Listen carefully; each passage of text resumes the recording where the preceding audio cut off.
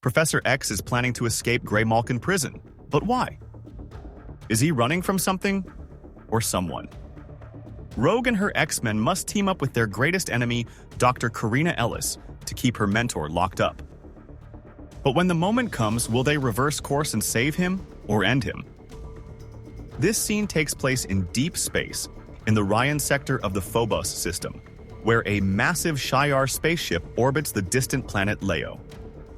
Charles Xavier's narration sets a somber and almost haunting tone, describing the vast emptiness of space.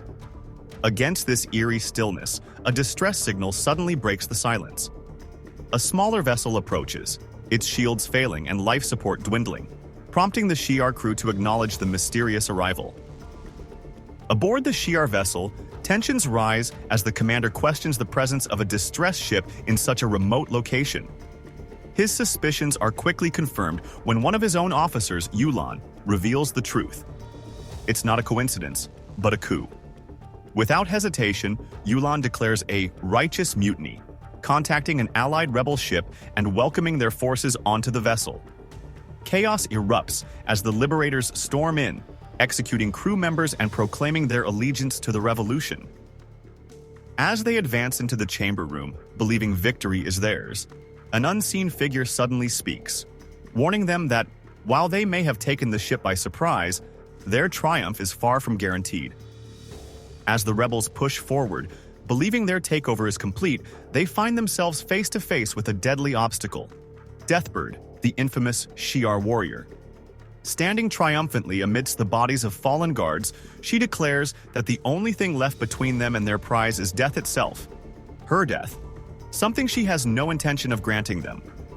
With her imposing presence, lethal weaponry, and unwavering confidence, she dares the traitors to try and defeat her, knowing full well they will fail. The would-be revolutionaries, who moments ago believed they had won, now stand before one of the most fearsome warriors in Shi'ar history, and the real fight is only just beginning. The scene shifts to Graymalkin Prison. Charles Xavier's narration sets the tone, revealing that this place filled with movement and voices is where he is imprisoned.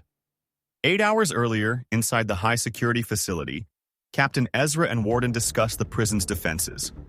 The perimeter system, designed to detect threats, has flagged something unusual, but the Warden isn't entirely convinced there's a real danger. As the staff monitors security footage, a sense of unease lingers. There are whispers of a virus in the system, affecting guards and raising concerns. With security on high alert and suspicions mounting, it's clear that something is about to go very, very wrong inside the prison. Tension thickens as a guard hesitantly alerts Dr. Ellis and the Warden. Something is wrong with Charles. Seated in a futuristic restraint chair, Xavier appears overwhelmed, his mind flooded with visions as he cries and whispers, "I can see it. I can see it all." The prison staff watches in confusion, unable to comprehend what's happening to the world's most powerful telepath. Elsewhere, chaos unfolds. Deathbird is in battle, blood and violence erupting around her. Her fight a deadly dance described as the poetry of hate. Meanwhile, the prison's security systems detect a critical anomaly. Xavier's heart rate skyrockets, his oxygen levels drop, and his vitals spiral toward imminent cardiac arrest. The moment of realization is too late. Whatever Xavier is witnessing, whatever unseen force is at play, it is pushing him to the brink. And just as the warning blares across the system, he screams. The battle rages on as Deathbird fights off overwhelming odds, with her enemies shouting for her execution. Meanwhile, inside Graymalkin Prison, Xavier remains trapped in his own mind, his brain overheating, overwhelmed by a flood of voices and visions, as if experiencing everything, everywhere, all at once. The prison staff scrambles, confused about what is happening to him, with the warden demanding immediate sedation before it's too late. Back in the fight, the revolutionaries corner Deathbird, celebrating as they seemingly bring her down. Meanwhile, at the heart of the coup, rebels breach the door of the royal quarters, ready to assassinate the Empress if she resists. As they prepare to strike, they chant their battle cry once more: "All power to the revolution!" As chaos unfolds across the Shi'ar Empire, Professor Xavier struggles against the sedation forced upon him, desperately resisting as he senses something terrible happening. Meanwhile, in the royal chamber, Empress Xandra Naramani stands defiant, though fear flickers in her eyes as she silently calls for her father to help her. The rebels have overthrown the palace, surrounding her with weapons drawn, declaring her under arrest by the Secret Alliance and demanding her compliance for the sake of her survival. As the moment of reckoning looms, the rebels chant their final question, "Do you understand?" Elsewhere, her father lowers his head, knowing her end is near. Rogue receives a desperate call, urging her to come immediately. Something serious is happening, and time is of the essence. Meanwhile, 4 miles from Graymalkin Prison, in a quiet suburban home, a woman calls out to James, concerned about his well-being and asking if he's up to coming downstairs for dinner. But James is lost in his own turmoil, lying in bed, his body covered in bandages and scars, while eerie voices whisper warnings in his head. Don't listen. It's him. It's his job to drag you down. As the woman downstairs, presumably his wife, pleads with him, trying to reassure him with the comfort of a home-cooked meal, James finally stirs. Gripping a rifle, he mutters to himself, still caught between reality and whatever nightmare he's trapped in. So, go on down, huh? I'm coming down. Just waking up from a bad dream. But whether he's truly awake or stepping into something far worse remains to be seen.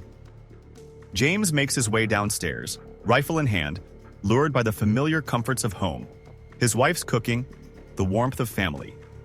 But as he steps into the dining room, his world twists into a nightmare. His family sits around the table, but their faces are hidden behind sentinel masks. They greet him as if nothing is wrong, one of them even calling him Dad, insisting they saved him a piece of food. His grip tightens on the gun as paranoia sets in. The whispers in his mind take hold, convincing him this is a trap. Overcome with fear and confusion, he raises his rifle, his perception fractured beyond repair. But in a devastating turn, the scene shifts. James is now seen staggering away from the house, his weapon lowered, murmuring, "I'm sorry. I'm so sorry." The horrifying truth lingers. Whatever was done to his mind forced him to turn on the people he loved most. In the depths of the prison, Charles, restrained and drugged, fights through the fog in his mind. His thoughts are muddled, his abilities suppressed, but he reaches out telepathically, whispering to a powerful presence. Sarah Gaunt, an Omega-level mutant locked away in captivity. Sarah, her face twisted in a mixture of curiosity and malice, acknowledges his plea but remains skeptical. "And why would I help you, Charles? Why?" she asks, her voice dripping with disdain. But Xavier, despite his weakness, gives her an answer that cuts through the tension. "It's my daughter, Sarah." The revelation lingers between them, and for the first time, the ruthless mutant may have a reason to listen. Sarah unleashes her power, tearing apart Xavier's restraints in a violent explosion of metal and debris. Her words echo ominously. "I still hate you, every part. Always, every moment." Yet despite her resentment, she grants him freedom, pushing him toward his desperate goal, saving his daughter. Staggering through the destruction, Xavier senses a familiar presence outside the door. As it opens, he is met with a sight that should bring him comfort. His X-Men team dressed in the X-Men's original uniforms. Rogue, Wolverine, Gambit, Jubilee, and an Iceman-like Nightcrawler. They stand before him, ready to help. But something is wrong. Xavier doesn't recognize them. Xavier, confused and disoriented, sees his original X-Men standing before him and instinctively falls into old patterns, commanding them to ready the Blackbird and prepare for action. But something is deeply wrong. He suddenly realizes that he's standing on his own, a shocking revelation given his long-term paralysis. Rogue urgently tries to make him understand. He has a tumor at the base of his skull, but it's not normal. It's a mutant tumor, consuming his telepathic control. Xavier's confusion turns to paranoia and anger as his reality crumbles and he telepathically sends Rogue flying into a wall. In his eyes, these are not his real X-Men, but imposters, traitorous weaklings. Rogue and the others discuss the truth. The Warden wasn't lying. Xavier's condition is a brainstem mutation, a dynamic glioma, the same affliction that once tormented a mutant child named Harvey. They recognize the danger. Xavier, the most powerful telepath alive, is no longer in control of himself. The situation spirals into chaos as Wolverine confronts Charles, telling him the truth. His condition is terminal. Though Wolverine expresses sympathy, calling it not your fault, Xavier is too far gone, consumed by paranoia. He lashes out, accusing the X-Men of being imposters, convinced he now sees everything clearly. The battle erupts as the X-Men desperately try to subdue him, but Xavier's raw power makes him a dangerous opponent. Nightcrawler is ordered to get the Professor out of here, but Charles senses his teleportation, ready to intercept him. Nightcrawler is caught mid-teleport, frozen in place by Charles. The X-Men struggle, acknowledging that each of them owes Professor Xavier their lives, but they refuse to stand by as he loses himself. Rogue, torn between her past and present, laments fighting to free her father figure only to now have to stop him. Xavier, overwhelmed but still powerful, lashes out with a telepathic blast, sending the X-Men flying. With cold certainty, he denounces them all as imposters. His mind, fractured and dangerous, pushes away the very people trying to save him, leaving the X-Men reeling from both the physical and emotional blow. With a surge of power, Charles unleashes a final devastating attack, sending the X-Men crashing to the ground, defeated and unconscious. The battle no longer matters to him. His only focus is rescuing his daughter, Empress Xandra. As debris flies and reality warps around him, he strides forward with unshaken determination. With chilling certainty, he declares his pursuit to save his daughter. Once the world's greatest telepath and a beacon of hope, he's now a force barreling toward an unknown fate, leaving the X-Men broken in his wake.